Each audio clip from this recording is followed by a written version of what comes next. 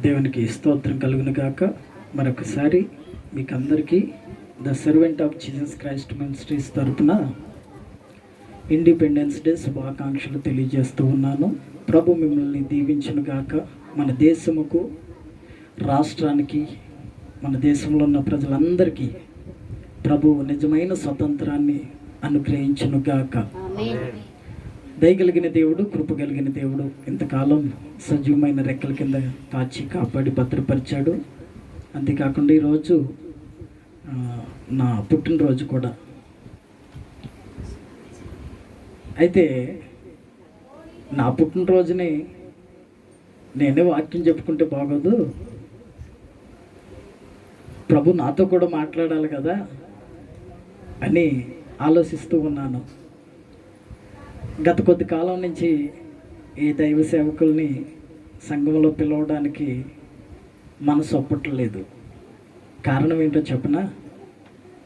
మీరు వచ్చేదాకా నాకు నమ్మకం లేదు. అర్థమవుతుందా? మీరు వస్తారో రారో నాకు నమ్మకం లేదు. ఒకవేళ ఇద్దరు ముగ్గురు వచ్చినా ఆ వీడియో ఆన్ చేసి లైవ్ ఇచ్చుకుంటూ ఆరాధన జరుగుతుంది. ఆరాధనలు ఏమీ బంద్ చేయలేదు. అక్కడ మల్లాపూర్లోనూ ఇక్కడ కంటిన్యూగా ఆరాధన జరుగుతుంది. అక్కడ ఉదయం 9 గంటలకు ప్రారంభించి 11:30కి అంతా ముగించి అర్ధ గంటలో నేను ఇక్కడికి వస్తాను. 11:30కి ఇక్కడ ప్రారంభించబడుతుంది ఆరాధన. 12-1 గంట అయినా మీరందరూ వచ్చేదాకా, వచ్చి ఇక్కడ కూర్చునేదాకా నాకు నమ్మకం లేదు. ఇవాళ ఇంచుమించు ఒక 50% రాలేదు, అంతే కదా? ఆ 50% వస్తే కొంచెం కిక్కిరిసినట్టు కూర్చునేవాళ్ళు. మనకి ఖాళీ సరిపోదనో, లేకపోతే ఈ దొడ్డి విశాలంగా లేదనో ఒక వారం సగం మంది వస్తున్నారు, ఇంకో వారం ఇంకో సగం మంది వస్తున్నారు. దేవునికి స్తోత్రం, హల్లెలూయా. దేవుడు మనకు విశాలమైన స్థలాన్ని అనుగ్రహించును గాక. రాబోయే దినాల్లో మంచి మందిరాన్ని అనుగ్రహించి అందరూ సమాజంగా కూడికి ఆరాధించే కృప మనకు దయచేయును గాక. పోనీ అలాగని మన దగ్గరికి రాని వాళ్ళు ఇంకెక్కడికైనా వెళుతున్నారా అంటే వెళ్ళట్లేదు. ఏదో 2-3 ఉన్నారు. అన్న ఇంతకు ముందంటే బళ్ళు లేవు కనుక ఎక్కడికి వెళ్ళేవాళ్ళం కాదు, నీ దగ్గరికి వచ్చేవాళ్ళము. ఇప్పుడు దేవుడు బండి ఇచ్చాడు, అందుకని ఉదయాన్నే లేచి అక్కడ పెద్ద చర్చికి పోతున్నాం మేము అన్నారు కొంతమంది. సరే, ఏదేమైనా ప్రభు సన్నిధికి వెళితే చాలే అని అనుకుంటున్నా. దేవుని చిత్త ప్రకారం ఈ నెలలో మొదటి ఆదివారంలో ఒక వ్యక్తికి బాప్తిసం ఇవ్వడానికి కూడా దేవుడు చాలా రోజుల తర్వాత మరలా ద్వారాన్ని తెరిచాడు. గట్టిగా చప్పట్లు కొట్టి దేవుని నామాన్ని మహిమపడతాం. దేవునికి మహిమ కలుగును కాదు అని కొన్ని రీతిలో అయ్యగారు పొద్దున్నే ఫోన్ చేస్తే, అన్న ఫోన్ చేస్తే ఎక్కడున్నారా అన్న అంటే సిటీలోనే ఉన్నాను అన్నారు. సరే అన్న, మరి రండి, ఇక్కడదే జూబ్లెన్స్కి ఇక్కడ ఏరే మందిరానికి వాక్యం చెప్పడానికి వస్తున్నాను అన్నారు. సరే, అది అయిపోగానే ఇక్కడికి రండి, మనది కొంచెం లేట్గానే ప్రారంభించబడుతుంది అని చెప్పడం జరిగింది. సమయానికి అన్న రావడానికి దేవుడు మార్గం సరళం చేశాడు. చక్కగా ఈ రోజున ప్రత్యేకమైన సందేశాన్ని అన్న ద్వారా మనం విందాం. ప్రభు మిమ్మల్ని, మీ కుటుంబాలను దీవించి ఆశీర్వదించును గాక.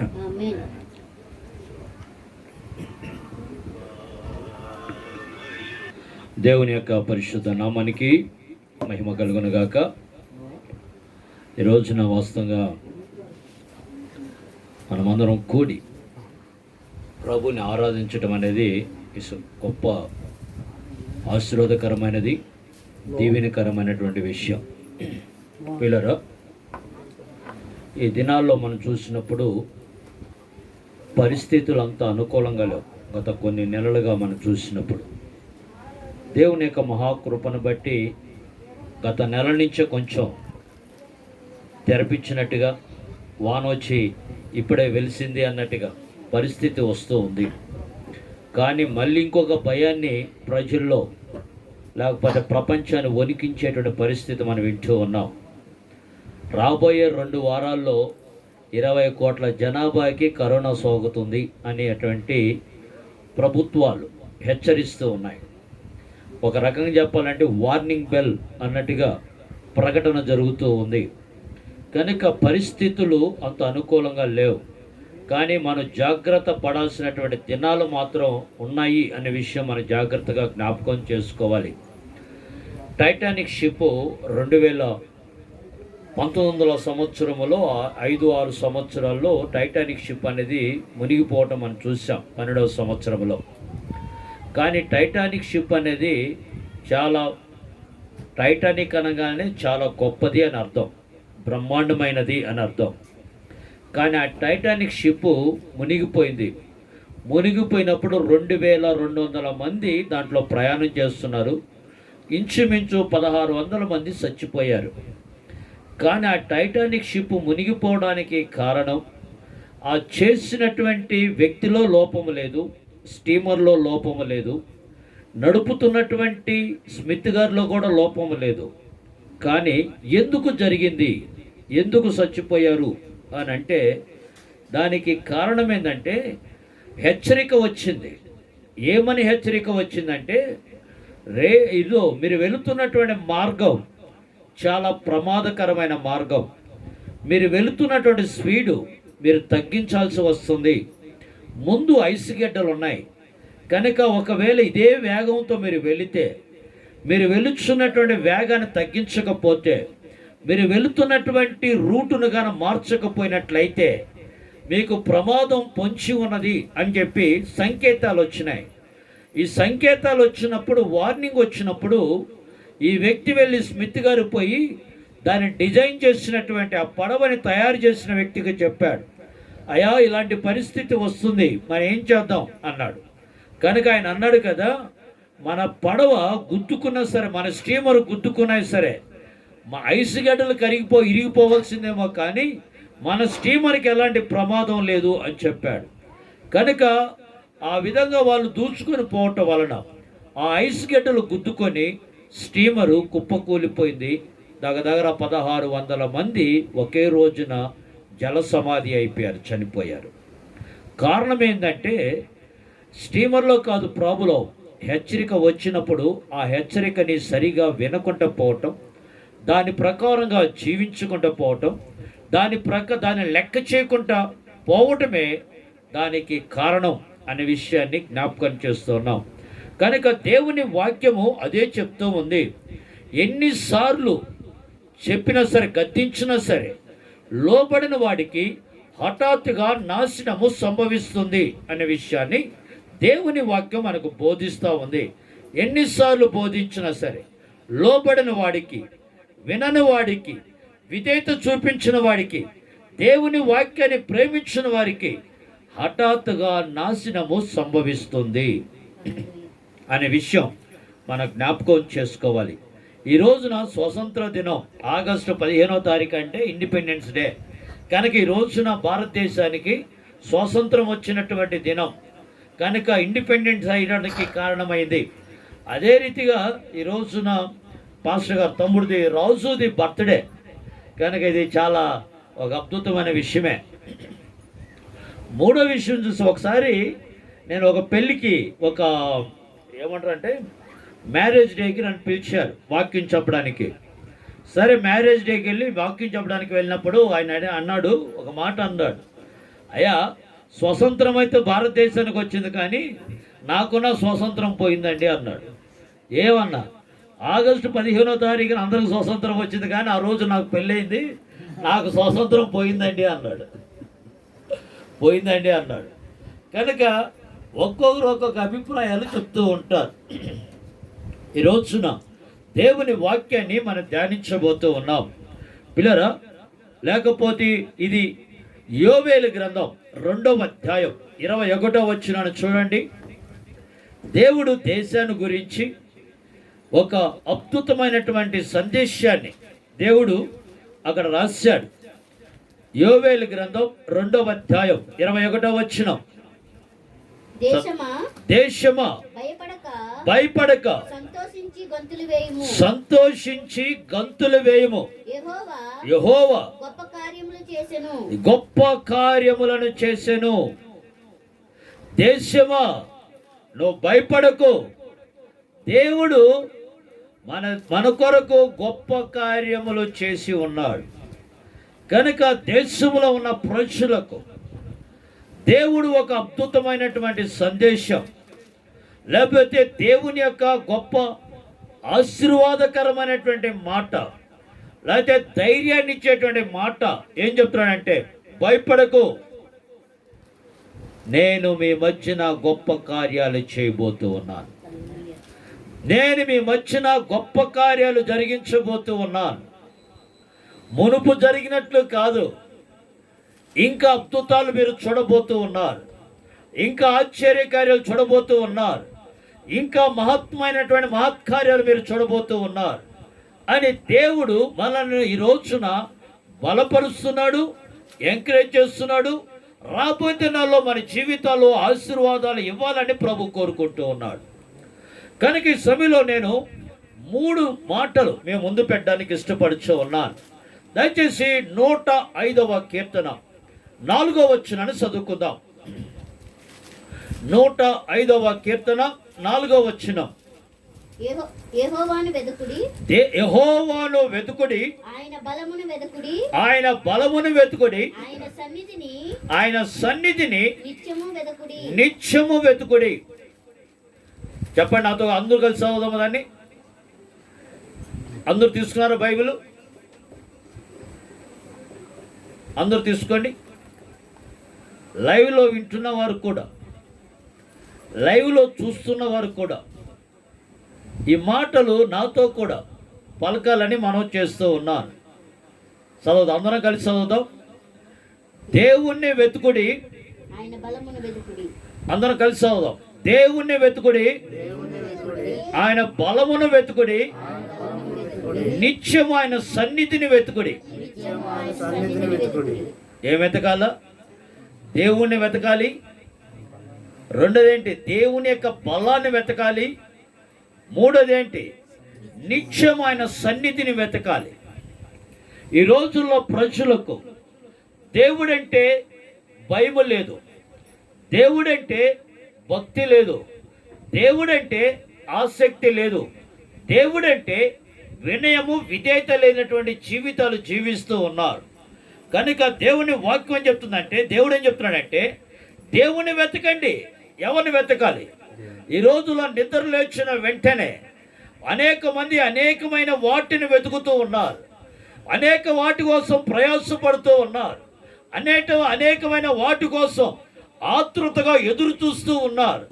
కానీ దేవుడు చెప్తున్నాడు కదా వీటిలన్నిటినీ. అందుకే మత్తయి సువార్త 6వ అధ్యాయంలో 34వ వచనములో ఏమంటాడంటే, దేవుడు మొదట నా రాజ్యాన్ని, నా నీతిని వెతకండి.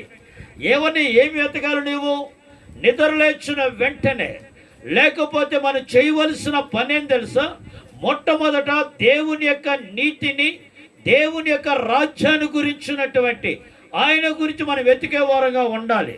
కనుక మానవుడు ఏం చేస్తాడంటే, నిద్రలేచిన మొదలుకొని ఏమి తినాలా, ఏమి తాగాలా, ఏమి ధరించాలా, ఇలాంటి ఆలోచనల మీద, చింతల మీద, వ్యసనాల మీద మానవుడు జీవిస్తూ ఉన్నాడు.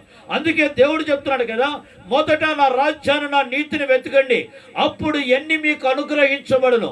ఏమని అనుగ్రహించబడతాడు దేవుడు అంటే, నువ్వు ఏమి తినాలో దేవుడిస్తాడు, ఏమి త్రాగాలో దేవుడిస్తాడు, నువ్వు ఏమి ధరించుకోవాలో దేవుడిస్తాడు, నువ్వు ఎలా నడవాలో దేవుడు నేర్పిస్తాడు, నువ్వు ఎలా జీవించాలో కూడా దేవుడు నీకు సహాయం చేస్తాడు. ఎలా జీవించాలో కూడా దేవుడు సహాయం చేస్తాడు. కనుక మొట్టమొదట నువ్వు ఎవరి గురించి తెలుసుకోవాలంటే, నువ్వు దేవుని గురించి నువ్వు తెలుసుకోవాలి. ఈ రోజున నీకు దేవుని గురించి ఏమి తెలుసు అంటే ఏం చెప్తారు జనాలు? చాలామంది దేవుని గురించి అడిగితే ఏమీ చెప్పలేని పరిస్థితిలో ఉన్నారు. నువ్వు కానీ నిజముగా దేవుని ప్రేమను రుచి చూసి ఉంటే, నిజంగా దేవుని కారణం వెతికి ఉంటే, నిజముగా దేవుని యొక్క గొప్ప కార్యాలు నీవు కాన చూడగలిగితే, నీవు ఎన్నడూ కూడా దేవుని విడిచిపెట్టలేవు. దేవునితో కలిసి నడవగలవు, దేవునితో కలిసి సహవాసం చేయగలవు. దేవుని గురించి ఎరిగిన వారు, దేవుని గురించి తెలుసుకున్నవారు, దేవుని యొక్క గొప్పతనాన్ని తెలుసుకున్నవారు, దేవుని ప్రేమను రుచి చూసిన వారు, దేవుని యొక్క గొప్ప కార్యాల మీద ఆధారపడి బ్రతుకుచున్న వారు ఈ రోజుల్లో అనేక మంది పిల్లలు ఆ దేవుని ప్రేమను తెలుసుకొని వాళ్ళ ఉద్యోగాలు వదిలిపెట్టి, లేకపోతే వాళ్ళ వ్యాపారాలు వదిలిపెట్టి, వాళ్ళ ధనము వదిలిపెట్టి, ఆస్తిపాస్తులు వదిలిపెట్టి ప్రభు కొరకు దేవుని పని చేయడానికి ఈ రోజున తీర్మానం చేసుకొని అనేక మంది దేవుని సేవ చేస్తూ ఉన్నారు. కారణం ఏంటో తెలుసా? ఆయన గొప్పతనాన్ని రుచి చూశారు కనుక, ఆయనలో ఉన్న గొప్పతనాన్ని వాళ్ళు అనుభవించారు కనుక, ఆయనలో ఉన్నటువంటి ఆ రక్షణ విలువను గుర్తించారు కనుక, ఆయన ఇచ్చేటువంటి ఆ ఉచితమైన రక్షణను వాళ్ళు పొందుకున్న తర్వాత, వాళ్ళు దేవుని ప్రేమను రుచి చూచిన తర్వాత వాళ్ళు ఎన్నడూ కూడా దేవుణ్ణి విడిచిపెట్టలేదు.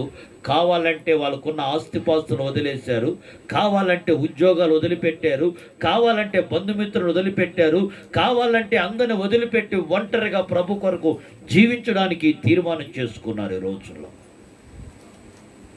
కారణం, ఆయన గురించి నువ్వు రుచి చూడాలి. అందుకే దావీదు భక్తుడు అంటాడు, O taste and see the Lord is good, యెహోవా ఉత్తముడని మీరు రుచి చూసి మీరు తెలుసుకొనండి. దేవుడు ఉత్తముడు.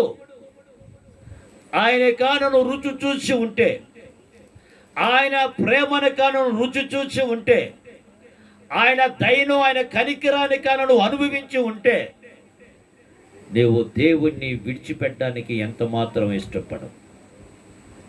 నువ్వు నిజముగా దేవుణ్ణి ప్రేమిస్తూ ఉంటే ప్రతి ఆదివారం దేవుని మందిరంలో నువ్వు కనిపిస్తావు. నువ్వు కానీ నిజంగా దేవుణ్ణి ప్రేమిస్తూ ఉంటే ప్రతిరోజు దేవుని కొరకు ఆతృత కలిగిన వ్యక్తిగా నువ్వు జీవించడానికి ఇష్టపడతావు. ఒకటి, దేవుని గురించి తెలుసుకోనండి, దేవుని వెతకండి. రెండోది, దేవుని బలమును వెతకండి. ఏం వెతకాలి? దేవుని యొక్క బలమును వెతకండి. దేవుని యొక్క బలాన్ని మనం కాన గుర్తిస్తే, దేవుని బలాన్ని కాన నువ్వు కాన పొందుకోగలిగితే, దేవుని యొక్క శక్తిని నువ్వు కాన అనుభవించగలిగితే, లోకాన్ని, శరీరాన్ని, నేత్రాశిని అన్నిటినీ జయించగలిగిన శక్తి పరిశుద్ధాత్మ దేవుడు మనకు అనుగ్రహిస్తాడు. కనుక ఆయన శక్తిని, ఆయన బలాన్ని వెతకండి. ఇంతవరకు మనం ఏం చేసాం తెలుసా? మన సొంత బలం మీద ఆధారపడ్డాం, మన సొంత శక్తి మీద ఆధారపడుతూ వచ్చాం, మన సొంత జ్ఞానంతో ఏదో చేయాలనుకున్నాం, మన సొంత ఆలోచనతో ఏదో చేయాలనుకున్నాం, లేకపోతే మన సొంత తలంపులతో ఏదేదో చేయాలని ఆశపడ్డావు. కనుకనే మన జీవితాల్లో ఆశీర్వాదాలు చూడలేకపోతున్నాం, కనుకనే మన జీవితాల్లో దీవెలు పొందలేకపోతున్నాం, కనుకనే మన జీవితాల్లో అద్భుతాలు చూడలేకపోతూ ఉన్నాం. అందుకే మన జీవితాల్లో అనేకమైనటువంటి అభివృద్ధి, ఆశీర్వాదాలు పొందుకోలేకుండా పోవడానికి కారణం ఏంటంటే మన సొంత జ్ఞానం మీద, మన సొంత తెలివి మీద, మన సొంత ఆలోచన మీద, మన సొంత శక్తి మీద, మనకున్నటువంటి బలం మీద, మనకున్న శక్తి మీద ఆధారపడి దేవుని శక్తిని విడిచిపెట్టి అనేక సార్లు అపజయాన్ని ఎదుర్కొని, అనేక సార్లు మన జీవితంలో ఆశీర్వాదాలకి బదులు శాపాలు కొని తెచ్చుకొని, ఆశీర్వాదాలకి బదులు దీవెనలు పొందుకోలేక అనేక మంది ఈ రోజున దేవుని సన్నిధిలో ఆశీర్వాదాలు కోల్పోయినటువంటి దౌర్భాగ్యమైన స్థితిలో ఉన్నారు. దేవుడు అంటున్నాడు, నా బలాన్ని వెతకండి. నీవు కాన నా బలాన్ని కాన రుచి చూచి ఉంటే, నిజముగా నా బలం మీద నువ్వు ఆధారపడి జీవిస్తే, మునుపెన్నడు చూడనటువంటి ఆశీర్వాదాలు నువ్వు చూడబోతావు, మునుపెన్నడు చూడనటువంటి దీవెలు నువ్వు చూస్తావు. గత కాలములో నీ మీద నువ్వు ఆధారపడి జీవించావు, గత కాలములో నీ శక్తి మీద ఆధారపడ్డావు, గత కాలములో నీ బలం మీద ఆధారపడ్డావు, గత కాలములో నేను ఏదైనా చేయించేమని నీకున్నటువంటి పలుకుబడిని బట్టి నువ్వు నిలబడి ఉండొచ్చు, కానీ వాటిలో నీకు అపచయమే ఎదురయ్యింది. ప్రభు దగ్గరకు వచ్చి ప్రభువా, నా శక్తి కాదు, నా బలము కాదు, నీ ఆత్మ ద్వారా కార్యాలు చేయి ప్రభువా అని ఒక మాటను చెప్పగలిగితే నీ జీవితంలో మనం పెన్నడు చూనటువంటి ఆశీర్వాదాలు దేవుడు నీకు ఇవ్వబోతున్నాడు. హల్లెలూయా. మునుపెన్నడు చూనటువంటి అద్భుతాలు నీ జీవితంలో చేయబోతూ ఉన్నాడు. మునుపు ఆశించినటువంటి అభివృద్ధి, నువ్వు ఏదైతే పొందుకోవాలని ఆశపడ్డావో అది ఇక మీదట నీ జీవితంలో అది జరగబోతూ ఉంది. ఆమేన్. నువ్వు దేవుని బలం మీద ఆధారపడు. నీ స్వబుద్ధిని ఆధారం చేసుకోవద్దు, నీ సొంత జ్ఞానాన్ని ఆధారం చేసుకోవద్దు, నీ సొంత శక్తి మీద నువ్వు ఆధారపడద్దు. నీ చిత్తమే నా జీవితములో జరుగునుగాక, నీ మార్గములో నేను నడుచుదునుగాక, నీ అడుగు జాడలో నేను బ్రతుకుతునుగాక. నేను ఓడిపోయిన స్థితిలో ఉన్నాను, నా జీవితాన్ని ఆశీర్వాదకరంగా మార్చవా ప్రభా అని ప్రభు దగ్గర చెప్పగలిగితే ఒక అద్భుతమైన దీవెనలు నీ మీద విడుదల చేయడం ప్రారంభమవుతుంది. మూడవ విషయాన్ని చూద్దాం. మూడోది ఏమంటున్నాడు? నిత్యము నా సన్నిధిని వెతకండి. ఏ వెతకాలంట? నిత్యము. జాగ్రత్తగా ఆలోచించండి. నిత్యము ఏం వెతకాల? నా సన్నిధిని వెతకండి. ఒకటేమో దేవుణ్ణి వెతకండి, రెండోది ఏమంటున్నాడు? ఆయన బలాన్ని వెతకండి, మూడోది ఏమంటున్నాడు? నిత్యం ఆయన సన్నిధిని వెతకండి. బైబిల్లో ఒక వ్యక్తి ఈ విధంగా ప్రార్థన చేశాడు. నిర్గమకాండం 33వ అధ్యాయం 14-15 వచనాలు చదివితే దేవుడు మోషేతో అన్నాడు, మోషే, నా సన్నిధి నీతో కూడా వచ్చును అన్నాడు. ఎమ్మటే నిర్గమకాండం ఉంటుందమ్మా వెనకరా. అందుకైన నా సన్నిధి నీకు తోడుగా వచ్చును, నా సన్నిధి నీకు తోడుగా వచ్చును, నేను నీకు విశ్రాంతిని కలుగజేసేదనగా మోషే నీ సన్నిధి మాతో కూడా రాని ఎడల ఇక్కడ నుండి మమ్మల్ని తోడుకొని పోకుము. నా ఎడలను నీ ప్రజల ఎడలను నీకు కటాక్షము కలిగినదని దేని వలన తెలియబడును. సాలెమ్మ, నీ సన్నిధిని బట్టే కదా. ఏమంటున్నాడు ఇప్పుడు? దేవుడము మోషేతో అంటున్నాడు, మోషే, నా సన్నిధి నీతో కూడా వస్తుంది, ఎల్లు, భయపడకు అన్నాడు. మోషే అంటున్నాడు కదా, ప్రభువా, నీ సన్నిధి మాతో కూడా రాకపోతే ఒక్క అడుగు కూడా మేము ముందుకు వేయలేం. కనుక నీ సన్నిధి లేనటువంటి స్థలము, లేకపోతే మీరు రాకుండా మేము ఎంత దూరము నడిచినా అది మాకు ఆశీర్వాదకరంగా ఉండదు, అది మాకు దీవెనకరంగా ఉండదు. మా జీవితంలో అపజయాలు, ఇంతకాలం మేము అపజయాల మధ్యన జీవిస్తూ వచ్చాం, కానీ ఇంకా అనేక సార్లు నిన్ను కాదనుకొని మేము జీవిస్తూ వచ్చాం. ఇక మీదట మిమ్మల్ని మేము రుచి చూచిన తర్వాత, నీ సన్నిధిలో ఉన్న ఆశీర్వాదాలు మేము చూసిన తర్వాత, నీ సన్నిధిలో ఉన్న దీవెనలు ఏమిటో మేము ప్రతిరోజు మేము అనుభవిస్తున్నాం కనుక వాటిని మేము చూసిన తర్వాత ఇక మీదట నీ సన్నిధి లేకుండా మేము ఒక్క అడుగు కూడా మేము ముందుకు వేయం.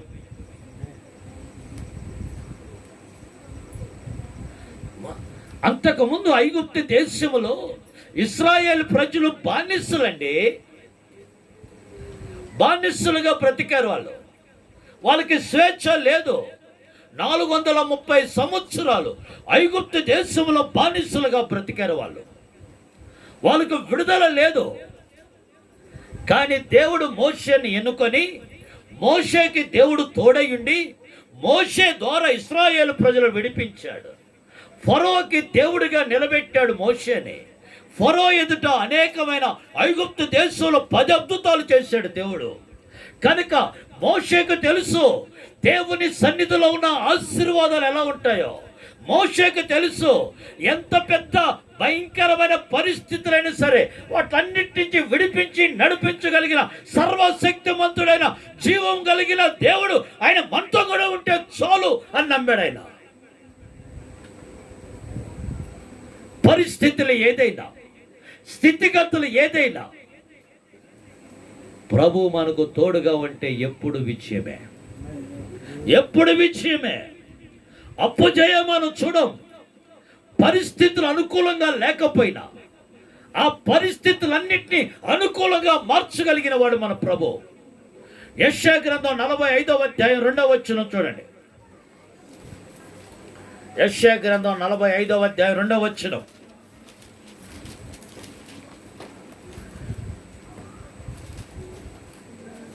నేను నీకు ముందుగా పోవచ్చు, ఇదిగో నేను నీకు ముందుగా పోవచ్చు, మెట్టగా ఉన్న స్థలములను సరళము చేసేదను, ఇత్తడి తలుపులను పగలగొట్టెదను, వినప గడిలను విడగొట్టెదను, పేరు పెట్టి నిన్ను పిలిచిన ఇశ్రాయేలు దేవుడైన యెహోవాను నేనే అని నీవు తెలుసుకున్నట్లు అంధకార స్థలములలో ఉంచబడిన నిధులను రహస్య స్థలములో మరుగైన ధనమును ప్రైజ్ ది లార్డ్ మీకు ఇచ్చేదను. ఎప్పుడు నా సన్నిధి మీద నువ్వు ఆధారపడి నా సన్నిధిని నువ్వు కోరుకుంటే నేను నీకు ముందుగా వెళ్తాను, నీ మార్గాన్ని సరళం చేస్తాను. అది ఒకవేళ నువ్వు వెలుచున్న మార్గం అది మంచిది కాకపోయినా, అది ఒకవేళ అది కఠినమైన స్థలమైనా దాన్ని సదును చేయటమే కాదు, అక్కడ దాచి ఉంచినటువంటి రహస్యంగా ఉన్నటువంటి ధనాన్ని నీకు ఇస్తానంటున్నాడు దేవుడు. ఎప్పుడో తెలుసా ఆయన సన్నిధిని నువ్వు కోరుకుంటే, ఆయన సన్నిధిలో నువ్వు ఉండడానికి ఇష్టపడితే, ఆయన సన్నిధిలో నువ్వు ఉండడానికి నువ్వు కోరుకుంటే, అందుకే దావీదు భక్తుడు అంటాడు 52వ కీర్తన 8వ వచనములో చూడండి. 52వ కీర్తన 8వ వచనములో నేనైతే దేవుని మందిరములో పచ్చని ఒలీవ చెట్టు వలె ఉన్నాను నేను. చాలే, ఎలా ఉన్నాను? దావీదు అంటున్నాడు, నేనైతే దేవుని మందిరములో పచ్చని ఒలీవ చెట్టు వలె ఉన్నాను. ఎక్కడ అభివృద్ధి ఉందో తెలుసా? దేవుని సన్నిధిలో నీకు ఆశీర్వాదాలు ఉంటాయి. దేవుని సన్నిధిలో నువ్వు ఎప్పుడు కూడా వాడిపోయిన స్థితి ఉండదు నీకు. నీ ముఖములో ఎప్పుడు తేజస్సు కనిపిస్తూ ఉంటుంది, నీ ముఖములో ఎప్పుడు ఆనందం కనిపిస్తుంది, నీ ముఖంలో ఎప్పుడు సంతోషం కలిగి ఉంటావు. పరిస్థితులు తారుమారైనా సరే ప్రభు నీ ముఖం మీద ఆనందాన్ని, సంతోషాన్ని, ఆరోగ్యాన్ని దేవుడు నీకు ఇస్తాడు. దేవుని సన్నిధిలో నేనైతే పచ్చని ఒలీవ చెట్టు వలె ఉన్నాను. ఎందుకు? అది ఎక్కడుంది? ఆ చెట్టు ఎక్కడుంది? దేవుని సన్నిధిలో ఉంది కనుక అది పచ్చగా ఉంది. నీవు కాన దేవుని సన్నిధిలో ఉంటే నీ జీవితంలో ఎప్పుడు అపజయాన్ని నువ్వు వెరగవు. నీ జీవితంలో ఆశీర్వాదాలే. కనుక ఇశ్రాయేలు ప్రజలు ఐగుప్తు నుంచి కానాను దేశానికి వెళుతున్నప్పుడు వాళ్ళు ఎక్కడికి వచ్చారు తెలుసా? ఎడారిలోకి వచ్చారు. ఎడారి అంటే అర్థమైందంటే వాళ్ళ జీవితంలో లేకపోతే భయము అనేటువంటి భద్రత లేనటువంటి స్థలం. అంతే కదా, ఎడారిలో ఏముంటుంది? మనకు భద్రత ఉండదు. కానీ దేవుడు అంటున్నాడు, రాత్రి వేళ అగ్నిస్తంభం, పగటి వేళ మేఘస్తంభం లాగా దేవుడు వాళ్ళకి వచ్చాడు. మనం పిలిచిన దేవుడు. నీవు కానాను అనుసరిస్తే మనకు తెలిసి వచ్చే ఆపదలు కొన్నే, మనకు తెలియకుండా వచ్చే ఆపదలు అనేకములు. ప్రభు అట్లన్నిటి నుంచి మనం తప్పిస్తాడు, వాట్లన్నిటి నుంచి తప్పిస్తాడు. రాత్రి వేళ అగ్నిస్తంభం లాగా, పగటి వేళ మేఘస్తంభం లాగా ప్రభు వాళ్ళని ఆవరించి వాళ్ళతో కూడా నడిచాడు. వాళ్ళు మారా అనే స్థలానికి వచ్చారు. మారా అంటే చేదు. వారి జీవితంలో చేదైన అనుభవం. నీ జీవితంలో చేదు ఉందా? కుటుంబ పరిస్థితులు అనుకూలంగా లేవా? నీ ఉద్యోగ పరిస్థితి అనుకూలంగా లేదా? నీ ఆర్థిక ఇబ్బందులు సరిగా లేవా? నీ జీవితంలో అన్ని చేదైన అనుభవాలే.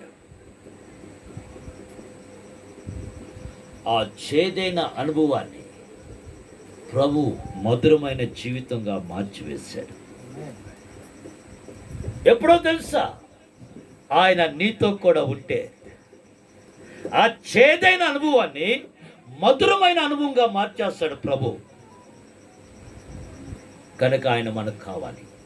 ఆయన సన్నిధిని మనం కోరుకోవాలి. ఆయన సన్నిధిలో మనం ఉండాలి. ఆయన సన్నిధిని అనుసరించి మనం నడవగలగాలి. వాళ్ళకి చీకటి, డార్క్నెస్, ఎటు చూసినా చీకటే. వాళ్ళు అనుకోవచ్చు, నేను గత దినాన కృష్ణానదిలో ప్రయాణం చేశాను. అంటే బోట్లో చేస్తే వాళ్ళకి తెలుసు, నాకంతా ఏంటంటే ఏదో అయోమయంగా ఉంది. రాత్రి అంతా చేపలు పడుతున్నా. నేను కూడా పోయాను చేపలు పట్టడానికి. నేను కూడా వెళ్ళే వాళ్ళతో కూడా. అంటే వాళ్ళు చేపలు పట్టడానికి వెళ్తున్నారు. ప్రేయర్ అయిపోయిన తర్వాత ఏం చేయాలా, నేను కూడా ఇంట్లో ఉండి ఏం చేస్తాను అంటే నేను కూడా వస్తానని చెప్తే నన్ను కూడా తీసుకుని పోయారు. ఆ రాత్రి అంతా కృష్ణానదిలో వేటాడుతూ ఉన్నాం, వలలు వేస్తున్నాం. మళ్ళీ పొద్దున్న 4 గంటలకు లాగుతున్నారు. ఇక నాది ఎట్లా ఉందంటే దాంట్లో ఏమి కనిపించట్లా. నెత్తికి ఒక లైట్ కట్టారు నాకు కూడా చూసాం. కానీ అంటే ఎట్లా ఉంటుందంటే చీకటి, ఎక్కడో మినుకని ఎక్కడో ఒక లైట్లు వెలుగుతున్నాయి. దానికి అర్థం ఏంటి? మాలాంటి వాళ్ళు ఇంకొకరు ఎవరో ఉన్నారు అక్కడ. చీకటి, వాళ్ళ జీవితం చీకటి అయినటువంటి అనుభవం. నాకైతే వాళ్ళకేమో హ్యాపీగా, నాకు ఈత కూడా రాదు. పొరపాటు ఏదైనా జరిగిందంటే ఇంక అంతే కథ. వాళ్ళు ధైర్యం చెప్తారు మనకేమని, ఎందుకు అయ్యగారు మేము ఉండలేదా అంటారు. నువ్వు ఎంత ఉన్నా సరే మాకునే భయం మాకుల్లా. ఇప్పుడు ఎవరు ఏం చేయగలం ఆ సమయంలో? ఏం చేయలేవు. నువ్వు ఎంత ఈతగాడు అయినా అది దేవుని యొక్క కృప లేకపోతే ఏం చేయలేము, మనం బ్రతకలేవు. కనుక పరిస్థితులు వాళ్ళకంతా కూడా చేదైనటువంటి పరిస్థితులు. వాళ్ళ చుట్టూ చీకటి ఆవరించింది.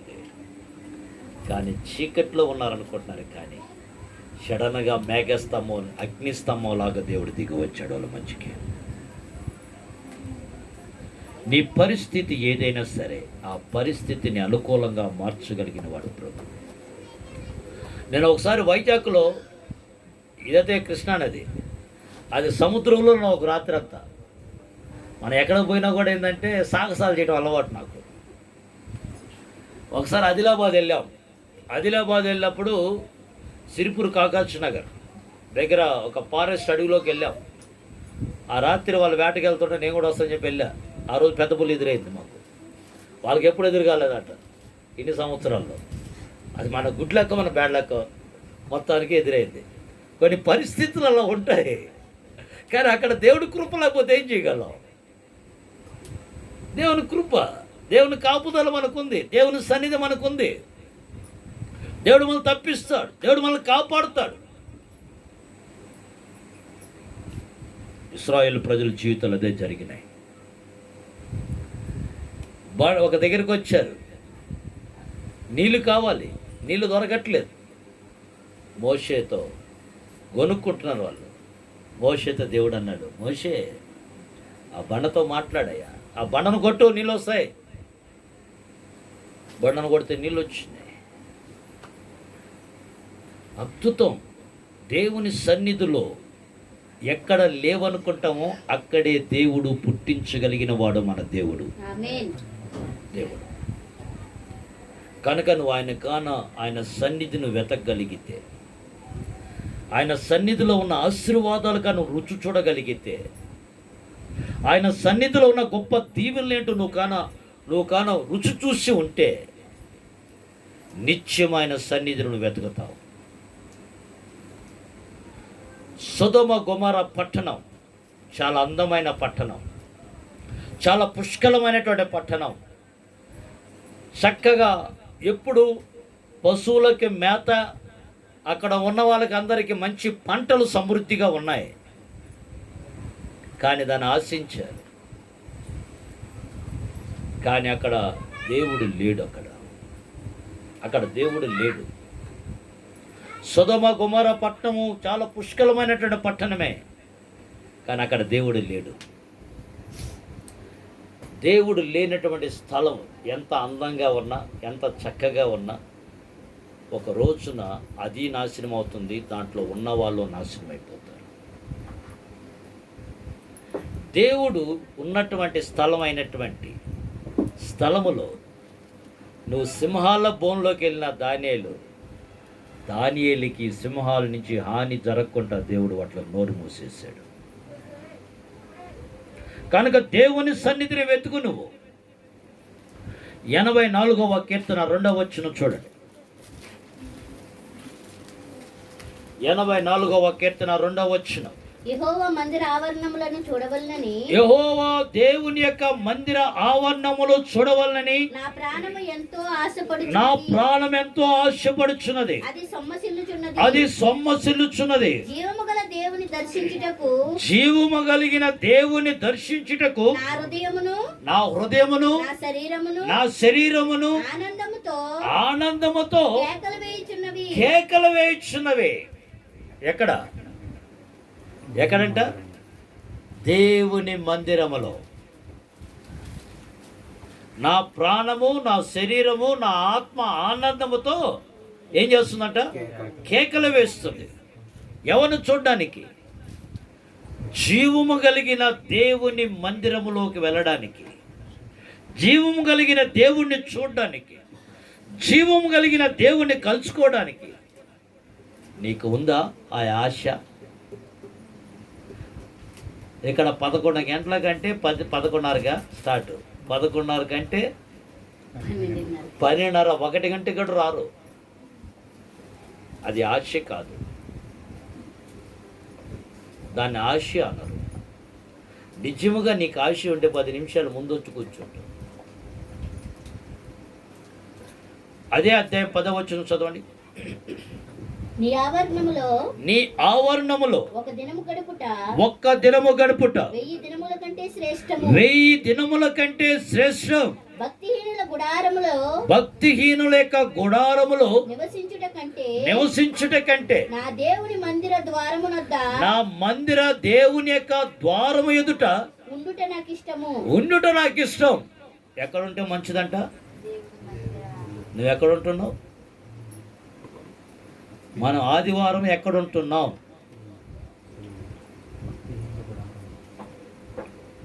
ఆలోచించాలి. దావీదు భక్తుడు అంటున్నాడు, నేను దేవుని మందిరానికి ఎప్పుడు వెళ్ళాలని ఎదురు చూస్తూ ఉన్నాను. నీకు ఆ ఆశ ఉందా? ఆ తృష్ణ ఉందా? ఆ తపన ఉందా? ఆ దేవుణ్ణి కలుసుకోవాలని, దేవునితో ఉండాలని, దేవునితో మాట్లాడాలని, దేవునితో నేను సహవాసం చేయాలని ఆశ, కోరిక, తపన వల్ల ఉండాలి. 42వ కీర్తన చూడండి, 1-2 వచనాలు. దేవుని సమాజంలో 42వ కీర్తన 42 1-2 వచనాలు. దుప్పి నీటి వాగుల కొరకు ఆశపడినట్లు దేవా నీ కొరకు నా ప్రాణము ఆశపడుచున్నది. ఆగండి. దుప్పి దేనికోసం అంట? నీటి వాగుల కొరకు ఆశపడినట్లుగా ప్రభువా నా ప్రాణము నీ కొరకు ఆశపడుచున్నది. దుప్పి దేనికోసం పరిగిస్తుందండి? దేనికోసం అంట? నీళ్ళ కోసం. దేనికోసం? నీటి వాగుల కొరకు దుప్పి ఆశపడినట్లు అంటాడు. దేని కొరకు దుప్పి నీటి వాగుల కొరకు ఆశపడుతుంది? దాహం తీర్చుకోవడానిక? అంతేనా? దాహం తీర్చుకోవడానికైనా కాదు, కాదు. దుప్పి ఎందుకోసం పరిగెస్తుంది తెలుసా? నీళ్ళ కోసం. అది వేటాడుతున్నప్పుడు, తను ఆహారం కొరకు, సంపాదన కొరకు అది కష్టపడుచున్నప్పుడు దానికి ఒంటి మీద చెమట పట్టింది. ఆ చెమట పట్టినప్పుడు దాంట్లో నుంచి ఒక దుర్గంధమైనటువంటి వాసన బయటకు వస్తుంది. కస్తూరి చూసారా మీరు? కస్తూరి చూడలేదా? అది ఈసారి నేను ఒకవేళ ఎప్పుడన్నా వస్తే నేను తీసుకొస్తా. కస్తూరి అది ఒక జంతువుకి ఒక వయసు వచ్చిన తర్వాత గెడ్డలు వస్తాయి ఈపులో. ఆ గెడ్డలు వచ్చినప్పుడు అది చెట్టుకేసి రాసుకున్నప్పుడు ఆ గెడ్డలకి రాలిపోతాయి. దాన్నే కస్తూరి అంటారు. అది కానీ ఇట్లా పట్టుకొని ఇట్లా కానీ రాస్తే ఏడొస్తుంది వాసన. ఇది ఇట్లా పెట్టు, నా దగ్గర ఉంది, నేను ఈసారి వచ్చినప్పుడు చూపిస్తాను, తీసుకొస్తాను. ఇట్లా పెట్టుకొని ఇట్లా కానీ రాస్తే ఏడొస్తుంది? దీనికి వస్తుంది వాసన. కానీ ఆ వాసన ఏం చేస్తుంది తెలుసా? పులికి, సింహానికి తెలిసిపోతుంది. ఏమని? ఇక్కడ ఏముంది? జంతువు ఉంది అంటే దుప్పి ఉంది, దీన్ని వేటాడాలా. అందుకని ఆ వాసనది బయటకు వచ్చినప్పుడు తన శత్రువు యొక్క చేతుల నుంచి తప్పించుకోవడానికి అది పరిగెత్తుకుంటూ వెళ్ళి నీళ్ళలో పడుతుంది. నీళ్ళలో పడి తను ఏం చేస్తుంది? ఇప్పుడు తన శరీరంలో నా కంపు లేదా ఆ వాసన పోయేటట్టుగా అది పొల్లాడిద్ది, దాంట్లో ఈత కొట్టిద్ది. ఆ తర్వాత తన ప్రాణాన్ని దక్కించుకుంటుంది. నీవు కాన లోకములో దేవుని సన్నిధిని విడిచిపెట్టి లోకములో నువ్వు జీవిస్తూ ఉంటే సాతానుడికి తెలిసిపోతుంది, ఈడు మనోడే, ఎక్కడ పోడు, ఈయన పట్టుకుందాం అనుకుంటుంది. కానీ నువ్వు పరిగెత్తుకుంటూ వచ్చి నువ్వు దేవుని సన్నిధిలో నువ్వు పడితే దేవుని సన్నిధి నిన్ను కాపాడుతుంది. దేవుని సన్నిధి నిన్ను కాపాడుతుంది. కింద చదవండి 2వ వచనం. నా ప్రాణం దేవుని కొరకు తృష్ణగొనుచున్నది, జీవము కలిగిన దేవుని కొరకు తృష్ణగొనుచున్నది. దేవుని సన్నిధికి నేను ఎప్పుడు వచ్చేదను, ఆయన సన్నిధిని నేను ఎప్పుడు కనబడదును. నా దేవుడు ఏమాయనని. ఓకే, చాలు.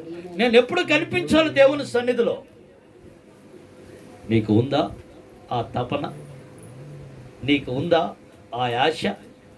నీకు ఉందా ఆ కోరిక? నీకు ఉందా అలాంటి ఒక ఆతృత? దేవుడు, దైవ సేవకుడు వాళ్ళు చెప్తున్నారు కదా, దేవుని సన్నిధికి ఎప్పుడు వెళ్ళాలా అని నా ప్రాణం, నా శరీరం, నా ఆత్మ ఆనందముతో ఎదురు చూస్తూ ఉంది. నువ్వు ఎదురు చూస్తున్నావు. ఆదివారం వస్తే వచ్చే పండుకుందాంలే, ఆదివారం ఓటీ చేద్దాంలే, వాటి వల్ల నీకు ఆశీర్వాదాలు రావు. వాటికంటే నష్టమే ఎక్కువ జరుగుతుంది నీకు. వాటికంటే ఎక్కువ కీడే నీకు సంభవిస్తుంది. వాటికంటే ఎక్కువ నీకు అనుకున్న దానికంటే ఎక్కువ లాస్ అయిపోతావు. నువ్వు సంపాదించిన సంపాదనని దేవుడే దాన్ని కంచి వేసి కాపాడాలి. దేవుని కాపుదల ఉంటుంది. నువ్వు కొంచెం సంపాదించలోనే బ్రతకడానికి కావలసిన కృప దేవుడు నీకు ఇస్తాడు. చాలామంది రాత్రింపగలు కష్టపడతారు, ఓటీలు చేస్తారు. ఆఖరికి చూస్తే నెలవచరాలకి ఏముండదు, చినిగిపోయిన సంచిలో పోసినట్టు ఉంటుంది. నిన్న వచ్చాను, రాత్రి నేను బయలుదేరి వచ్చాను విజయవాడ నుంచి. తుమ్మలపాలెం అని ఇబ్రాహీంపట్నం దాటిన వెంటనే ఉంటుంది తుమ్మలపాలెం. వాళ్ళు మంచి బిజినెస్ చేసేవాళ్ళు. ఒకప్పుడు బాగా దీవించబడ్డారు, బాగా ఆశీర్వదించబడ్డారు. సడన్గా ఇప్పుడు 20 లక్షల అప్పుల్లోకి వెళ్ళిపోయారు. కారణం ఏంటి తెలుసా? వాళ్ళు దేవుని సన్నిధిని నిర్లక్ష్యం చేశారు. దేవుని మందిరాన్ని ఆదివారం ఆరాధన రాకుండా వ్యాపారం చేయడం ప్రారంభించారు వాళ్ళు. దేవునికి ఇవ్వవలసింది ఇవ్వడం మానేశారు. ఏం జరిగింది? ఇప్పుడు 20 లక్షల కంటే ఎక్కువ అప్పుల్లో గెలిపారు. నువ్వు అనుకుంటున్నావేమో ఓటీ చేస్తే నేను ఏదో బాగుపడిపోతానేమో అని. ఓటీ వల్ల కాదు నువ్వు బాగుపడేది, దేవుని కృప వల్ల నువ్వు బాగుపడుతున్నావు. దేవుని దయ వల్ల నువ్వు బాగుపడుతున్నావు. దేవుని యొక్క ఆశీర్వాదం నీ మీద ఉంది కనుకనే నువ్వు ఆశీర్వదించబడుతున్నావు. కనుక పిల్లరా, దేవుని వాక్యం సెలవిస్తుంది. మొదటిది అంటున్నాడు, నన్ను వెతకండి. రెండోది అంటున్నాడు, నా బలం మీద ఆధారపడండి మీరు. మూడోది అంటున్నాడు, నా సన్నిధి నిత్యము నీతో కూడా ఉండులాగా కోరుకోండి. దేవుని సన్నిధి ఉండాలంటే ఏం చేయాలి? ఆయన్ని ప్రేమించే వాళ్ళగా ఉండాలి, ఆయన ఆజ్ఞలను అనుసరించే వారంగా ఉండాలి. ఆయన చిత్తాన్ని నెరవేర్చే ప్రజలముగా మనం ఉన్నప్పుడు మన జీవితంలో ఎన్నడూ చూడనటువంటి ఆశీర్వాదాలు, మునుపెన్నడూ చూడనటువంటి గొప్ప దీవెనలు మనం చూస్తాం. అందుకే మోషే ప్రార్థన చేశాడు, ప్రభువా నీ సన్నిధి మాతో కూడా రానివ్వండి. నీ సన్నిధి రాకపోతే మమ్మల్ని ఎక్కడి నుంచి తోడుకొని పోవద్దు ప్రభు అన్నాడు. దేవుడు లేననుకుంటా మనగా పరిగిస్తే, దేవుడు లేకుండా మనగా పోయి ఏదో సాధించేద్దాం అనుకుంటే మనకు వచ్చేది ఏమి ఉండదు, పోయేదే ఎక్కువ ఉంటుంది. నాకు ఒక సహోదరుడు తెలుసు, నేను చెప్పి ముగిస్తాను, ప్రార్థన చేస్తాను. అతడు భార్య చాలా నమ్మకంగా చర్చికి వస్తుంది, దేవునికి నమ్మకంగా కానుకలు ఇస్తుంది. కానీ ఈమె ఒక అన్యురాలు అయింది, క్రిస్టియన్గా మారి దేవుని సన్నిధిని తెలుసుకొని దేవుణ్ణి ప్రేమించి దేవుని కానుకలు ఇస్తుంది. కానీ భర్త క్రిస్టియన్ అయి ఉండి, పుట్టుక నుంచి క్రైస్తవుడు అయి ఉండి, పుట్టుక నుంచి చర్చికి వెళుతూ దేవునికి ఇవ్వడానికి ఇష్టం లేనటువంటి వ్యక్తి. ఈయన రైల్వేలో జాబ్ చేస్తాడు. భార్య పాపం ఆమెకి ఇచ్చిన దాంట్లోనే ఏదో కాస్త కోస్తో దాచిపెట్టుకొని దేవునికి దశంభాగం ఇవ్వడం, ఆమెకి ఇచ్చిన దాంట్లో దశంభాగం ఇవ్వడం ప్రారంభించింది. ఒక రోజున చాలా కోప్పడి అరిసి, దేవుడు ఏమైనా ఇస్తున్నాడా? ఇంట్లో కూర్చుంటే దేవుడు ఇస్తాడా? ఇంట్లో కూర్చుంటే దేవుడు ఎవడు మీకు తెలుసా? ఇంట్లో కూర్చుంటే దేవుడు ఇస్తాడా? ఎవడు? నీకు దేవుడు అంటాడు, ఒరే నీకు సంపాదించుకోవడానికి నీకు బలమునిచ్చాను, శక్తినిచ్చాను, ఆరోగ్యం ఇచ్చాను, జ్ఞానం ఇచ్చాను, తెలివినిచ్చాను, సంపాదించుకో అంటాడు. అర్థమైందా? సంపాదించుకో అంటాడు. కనుక ఏం చేస్తారు వీళ్ళు? అయ్యని చేయరు. నేను కూర్చుంటా ప్రభు నాకు పెట్టు అంటాడు. దేవుడు పెట్టడు. చాలామంది ప్రార్థన చేయమంటారు. ఏమని ప్రార్థన చేయమంటారు? 10th క్లాసో లేకపోతే ఇంటరో డిగ్రీయో ఏదో పాస్ కావాలో ప్రార్థన చేయమంటారు. ఏమని ఎందుకు ప్రార్థన చేయాలో? వీళ్ళు చదవరు కానీ పాస్ అయిపోవాలా. అయ్యగారు ప్రార్థన చేశాడు, పాస్ కావాలా? నువ్వు చదివితే పాస్ అవుతావు, అయ్యగారు ప్రార్థన చేసే కదా నువ్వు పాస్ అయ్యేది. బైబిల్ చెప్తుంది, నువ్వు చదివిన దాన్ని దేవుడు ఏం చేస్తాడంట? జ్ఞాపకాన్ని తీసుకొని వస్తాడు. ఏం చదవకపోతే ఏమొస్తుంది? చెప్పండి. ఏం లేదు. నీ కాడ ఏం సరుకు లేనప్పుడు ఏముంటుంది? లేదు. కనుక జాగ్రత్త. కనుక ఆయన ఏం చేశాడంటే, జీతం వచ్చింది, భార్యతో గొడవ వేసుకుపోయాడు 2 రోజుల క్రితం. వెళ్ళి వంట చేసుకున్నాడు, జీతం వచ్చింది, చికెన్ తెచ్చుకున్నాడు, చికెన్ వండుకున్నాడు. ఇలా అంటున్నాడు, నా భార్య చెప్తా ఉంది, అవనేదంట, అయ్యా మొత్తం మింగడానికన్నా ఎవరి కృప కావాలా? దేవుని కృప కావాలా అనేదంట. ఇది ఒక పనికి మాని, దీనికి ఏం తెలీదు, ఈరోజు నేను కష్టపడ్డాను, జీతం వచ్చింది చూడు అని చికెన్ తెచ్చుకొని వండుకొని అనుకుంటానే ఆయన వండుతున్నాడంట. వండుతూ ఉంటే ఈ లోపల ఫోన్ వచ్చింది ఆయనకి, అన్నీ తీసుకొచ్చి ఇంటికి పెట్టుకున్నాడు తినడానికి. ఈ లోపల ఫోన్ వచ్చింది. ఆ ఫోన్ మాట్లాడే వాళ్ళకి ఇక్కడ అన్నం లేదు, కూర లేదు, ఏమైందని కుక్క శుద్ధంగా తినిపోయింది. అప్పుడు అనిపించిందంట, నా భార్య చెప్పింది కరెక్టే, తినడానికైనా ఏం కావాలా? యోగ్యత కావాలి, దేవుని కృప కావాలి. ఒక ఆయన బాగా నమ్మకంగా, ఆయనకు చిన్న వ్యాపారస్తుడు, చిన్న ఉద్యోగస్తుడు. ఫస్ట్లో 6,000 జీతం వచ్చేది. 6,000 జీతం వచ్చినప్పుడు ఏం చేసేవాడంటే, ప్రతి ఆదివారం చర్చికి వచ్చేవాడు, రెగ్యులర్గా ఆ 600 రూపాయలు కానుక ఇచ్చేవాడు. దేనికి? 6,000 సంత 600 నరసింహాకు ఇచ్చేవాడు. తర్వాత దేవుడు అతని మీద కనికిరాన్ని చూపించి ప్రమోషన్ ఇచ్చాడు. 20,000 జీతం అయింది. ఇప్పుడు 20,000 ఎంత ఇచ్చేవాడు? 2,000 నమ్మకంగా చర్చకు వచ్చాడు ఇచ్చేవాడు. మళ్ళీ దేవుడు అతని కనికిరాన్ని చూపించి నమ్మకస్తుడు అని చెప్పి దేవుడు ఇంకా దీవించాడు. ఒక్కసారికి ఇప్పుడు 60,000 పోయి ₹1,00,000 వచ్చింది. చర్చికి రావడం మానేశాడు. కొన్ని నెలలు అయిపోయింది. పాస్టర్ గారు పోయి అడిగాడంట, ఏం బాబురావు గారు, పేరు కూడా చెప్పేసప్పో, ఏం బాబురావు గారు చర్చికి రావడం మానేశారంటే, అయ్యగారు అప్పుడు 5,000, 6,000, 10,000, 20,000, 30,000, 60,000 ఉన్నప్పుడు ఇవ్వడానికి చాలా ఈజీగా ఉంది అయ్యగారు. ఇప్పుడు ₹1,00,000 10,000 ఇవ్వాలంటే నాకు మనసు రావట్లేదు అయ్యగారు. మనసు రాలేదు కనుక చర్చికి వస్తే ఖచ్చితంగా దేవునికి ఇవ్వాలి కనుక చర్చే మానేశాను అయ్యగారు అన్నాడంట. అర్థమైందా? చర్చే మానేశాను అయ్యగారు అన్నాడు. తర్వాత పాస్టర్ గారికి ఏం చేయాలి అర్థం కాల. సరే చేసి అయ్యగారు సరేలేనైనా మరి ఆయన అన్నాడంట, అయ్యా నేను ఇచ్చేటట్టుగా ప్రార్థన చేయన్నాడంట. ఎట్లాగా? దేవునికి ఇచ్చేటట్టుగా ప్రార్థన చేయన్నాడు. సరే మోకరించి ప్రార్థన చేస్తున్నాడంట. ప్రభువా ఇంతకు ముందు ఏ స్థితిలో ఉన్నప్పుడు ఇవ్వగలిగాడో ఆ స్థితిని మళ్ళీ కలిగించాయని ప్రార్థన చేశాడంట. అర్థమైందా? ఏ స్థితి? ఇంతకుముందు 30,000, 40,000 వచ్చినప్పుడు కట్న నమ్మకం ఇచ్చాడు కదా, చర్చకు వస్తున్నాడు కదా.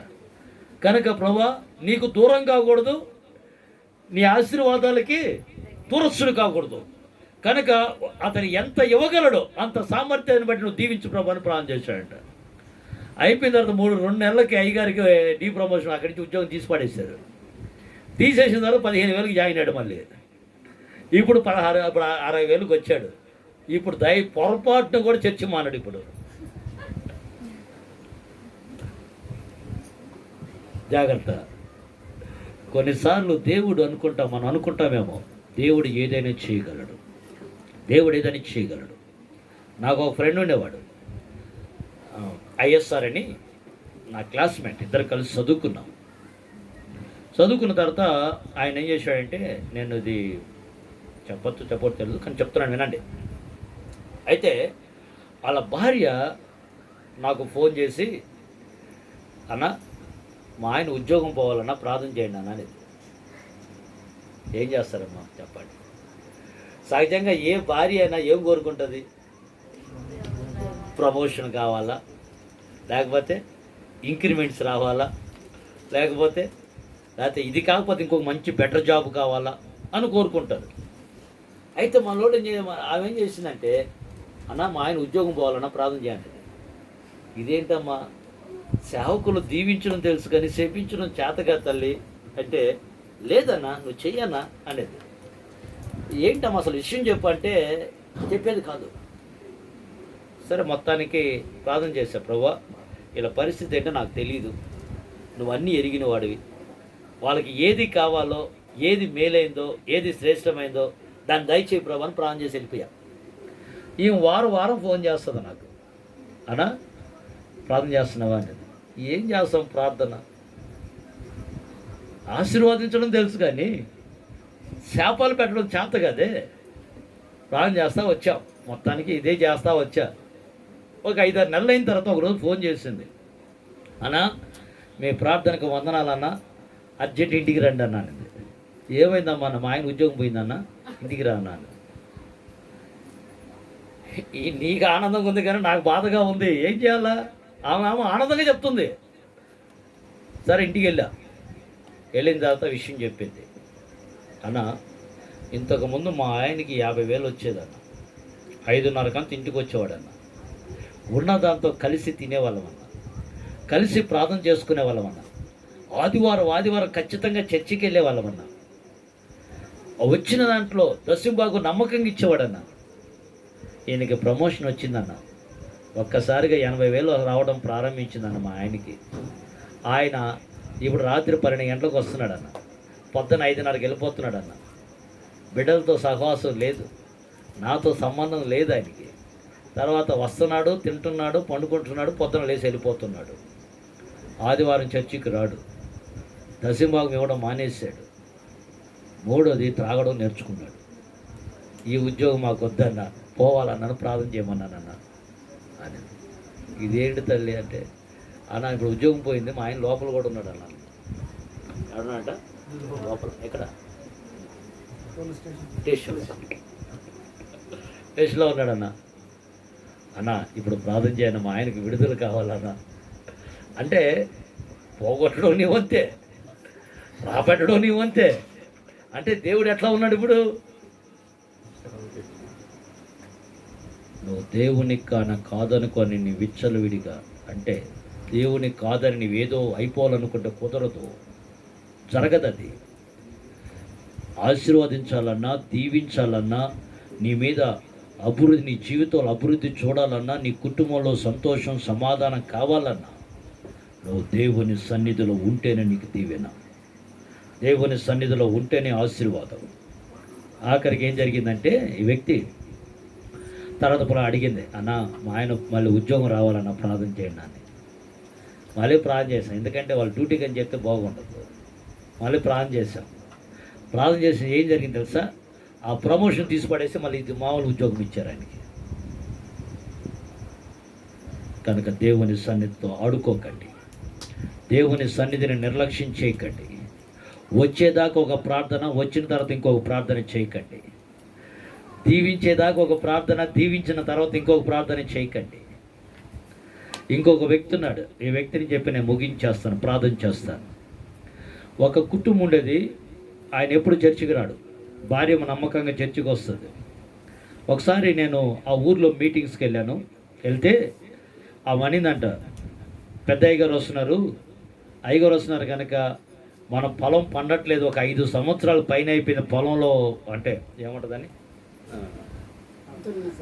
సాగు చేయట్లేదు, చేస్తున్నారు కానీ రాబడలేదు కనుక లాసే వస్తుంది. అయ్యగారు వస్తున్నారు కనుక ఈసారి పొలంలో తీసుకెళ్ళి ప్రార్థన చేయించు, దేవుడు కార్యం చేస్తాడని చెప్పిందంట. మొత్తానికి వచ్చాడు. ఆ చర్చ అంతా అయిపోయిన తర్వాత నాతో కాసేపు మాట్లాడాడు, ప్రార్థన చేద్దాం చేసి పొలంలోకి తీసుకెళ్ళాడు. పొలంలోకి తీసుకెళ్ళి ప్రార్థన చేశాం. అప్పుడు నేను ఆయనతో చెప్పాను, దేవునితో ఒక మాట తీర్మానం చేసుకో.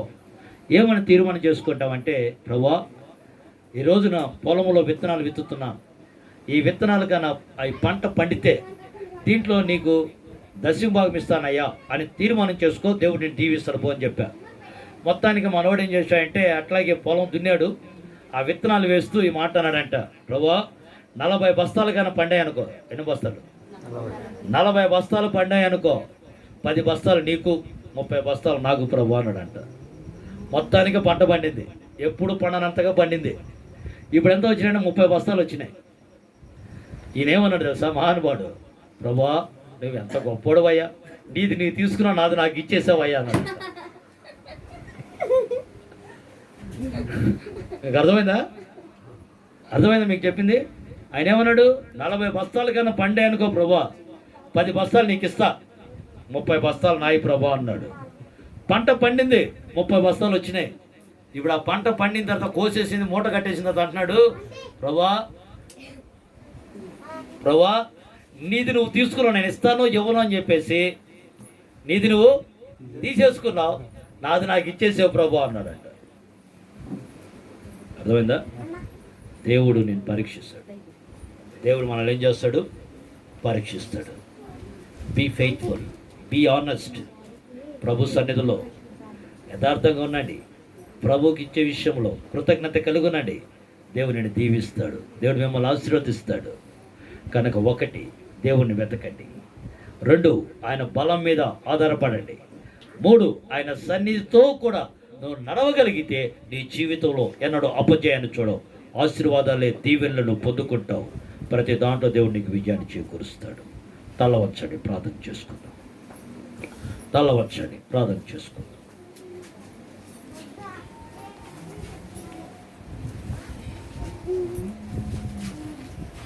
ప్రార్థన చేసుకుందాం.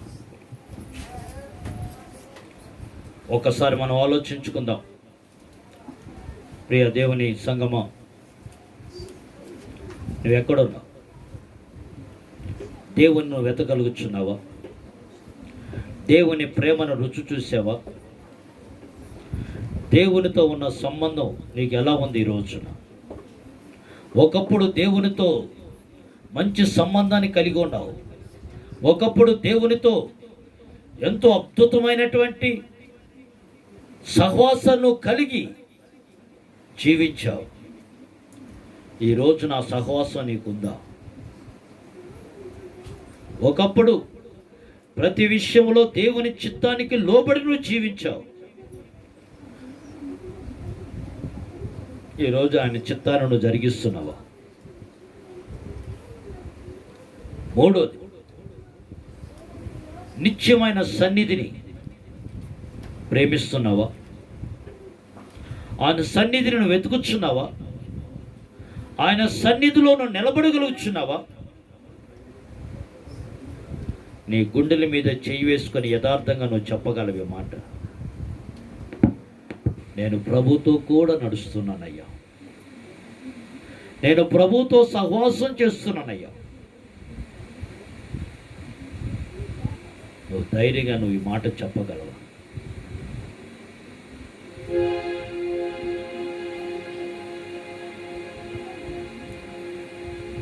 పరిశీలన చేసుకుందాం. నువ్వు దేవుని ప్రేమను, దేవుని దయను, దేవుని కనికరాన్ని, దేవుని కృపను నువ్వు రుచి చూచి ఉంటే నువ్వు ప్రభుని విడిచిపెట్టావు. రెండోది మనం చూసాం, ఆయన బలం మీద నువ్వు ఆధారపడి, నీ బలము కాదు, నీ శక్తి కాదు, దేవుని ఆత్మ ద్వారా నీ జీవితంలో కార్యాలు జరుగుతాయి. మూడోది, ఆయన సన్నిధి నిత్యము మనకు తోడుగా ఉండాలి అంటే ఆయన సన్నిధిలో నిలబడడానికి నువ్వు సిద్ధపరచుకోవాలి. ప్రార్థన చేసుకో. మహోన్నతుడా, పరిశుద్ధుడా, ప్రేమ నమ్మకమైన మా ప్రియ పరలోకపు తండ్రి, దయగలిగిన దేవా, సర్వశక్తిమంతుడా, సర్వాధికారివైన దేవా, నీకు స్తోత్రాలు, నీకు వందనాలు చెల్లిస్తున్నాం. ఈ యొక్క మధ్యాహ్న కాల సమయంలో ప్రభు నీ పాదాల దగ్గరికి మేము వస్తున్నాం. ఆయన ప్రత్యేకంగా ఆయన తమ్ముడు నీ దాసుడు రాజును బట్టి నీకు స్తోత్రాలు అయ్యా, నీ దాసురాలను బట్టి నీకు వందనాలు చెల్లిస్తున్నాం. నాయన, నీ బిడ్డకి ఈ రోజున బర్త్డే, నాయన మరొక సంవత్సరం అనే దయా కిరీటం నీ బిడ్డకి మీరు అనుగ్రహించారు ప్రభు, నీకు స్తోత్రాలు. నాయన, ఈ సంవత్సరములో ఆ బిడ్డ పట్ల మీరు ఎలాంటి కార్యాలు చేయాలని ఆశపడి ఉన్నారు, ఎలాంటి కార్యాలు మీరు జరిగించబోతున్నారు, వాటిలన్నింటిని బట్టి నేను స్తుతిస్తున్నాం ప్రభు, నీకు స్తోత్రాలు. నీ బిడ్డను మీరు దీవించండి, నీ గాయపడిన సొంత భద్రపరచండి. మునుపటి కంటే అధికమైనటువంటి అభిషేకం నీ బిడ్డ మీద విడుదల చేయండి. మునుపటి కంటే అధికమైనటువంటి కృప నీ బిడ్డకి తోడుగా ఉంచండి. మునుపటి కంటే అధికమైనటువంటి ప్రభు ఆత్మల సంపాదన నీ బిడ్డ చేయడానికి మీరు సహాయం చేయమని ప్రార్థన చేస్తున్నాను. దేవా, నీకు స్తోత్రాలు, నీకు వందనములు చెల్లిస్తున్నాను. తాను చేస్తున్న ప్రతి పనిని మీరు దీవించండి, కష్టార్జితాన్ని మీరు ఆశీర్వదించండి. ఇక్కడ చేరిన ప్రతి బిడ్డను బట్టి నీకు స్తోత్రాలు. వారిని, వారి కుటుంబాలు మీరు దీవించండి. వాళ్ళు చేస్తున్న వ్యాపారాలు మీరు దీవించండి. వాళ్ళు చేస్తున్న ఉద్యోగాలు మీరు దీవించండి. వాళ్ళు చేస్తున్న ప్రతి పనిలో నీ ఆశీర్వాదం ఉండనుగాక, నీ దీవెన ఉండనుగాక, నీ కృప తోడుగుండనుగాక, నీ భద్రత వాళ్ళకు ఉండనుగాక అని ప్రార్థన చేస్తున్నాం. బిడ్డలందరినీ మీరు దీవించి మీరు ఆశీర్వదించమని యేసు నామములో ప్రార్థించి స్తుతించి వేడుకున్న మా పరమ తండ్రి, amen. Thank you. Praise Lord. God bless you. నిన్న మీకందరూ కూడా దేవుని దీవెన, ఆశీర్వాదాలు, దేవుణ్ణి ఎతకాలి, దేవుణ్ణి బలం మీద ఆధారపడాలి, దేవుని సన్నిధిని నిత్యము వెతికి ఆయన సన్నిధిలో జీవిస్తే తప్పక దేవుడు మనల్ని ఆశీర్వదిస్తాడని, మన జీవితాలను బాగు చేస్తాడని ఈ రోజున ప్రత్యేకమైన సందేశాన్ని అందించిన అయ్యగారికి హృదయపూర్వకమైన వందనాలు తెలియజేస్తూ ఉన్నాను. గట్టిగా చప్పట్లు కొడదాం. దేవుడికి మహిమ కలుగునుగాక. నేనేం మాట్లాడినా